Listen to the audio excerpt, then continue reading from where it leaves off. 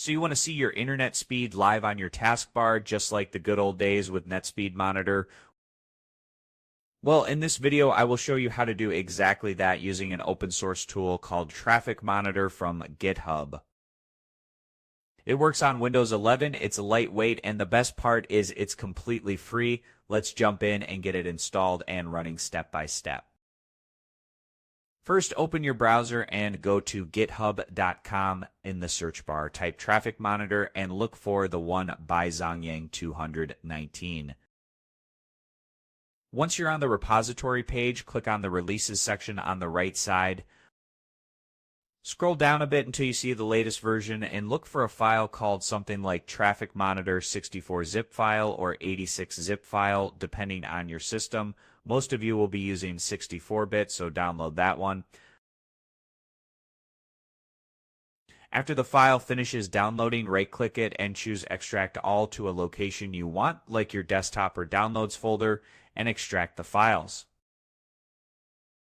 Now open the folder, and inside you will see trafficmonitor.exe. Double-click to run it.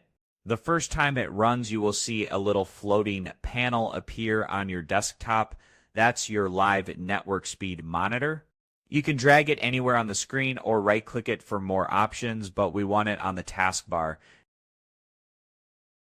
Right-click on the floating panel and choose Show Taskbar Window. You will see your download and upload speed right in your Windows 11 taskbar. If you want it to look cleaner, you can right-click again and go into Options. From here, you can change the font size. You can also change the units from kilobytes to megabytes, the background style, and even enable CPU and RAM usage display if you want. Now let's make sure it starts up automatically every time you boot Windows. Again, right-click the panel and choose Options. Then go to the General tab and check the box that says Start with Windows. Done. Now you don't have to run it manually every time.